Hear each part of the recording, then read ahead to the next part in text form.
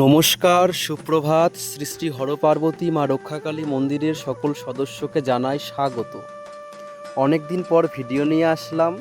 আমি এই জন্য খুবই দুঃখিত যে কন্টিনিউ ভিডিও এতদিন দিতে পারিনি। তো আজকে কিছু প্রশ্নের উত্তর নিয়ে এসেছি। অনেকে জিজ্ঞেস করে যে বাবা ভোলানাথ মা কালীর সেবা পুজোর কী নিয়ম, কী উপাচার।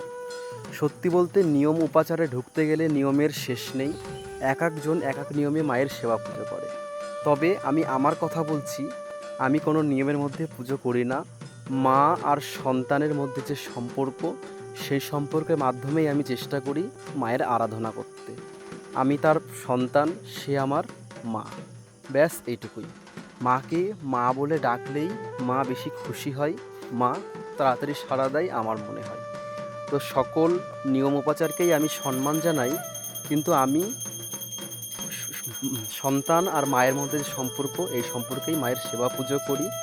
তো তোমাদের কেমন লাগে আমার সেবা পুজো তোমরা জানাতে ভুলো না। সকলকে মা ভালো রাখুক।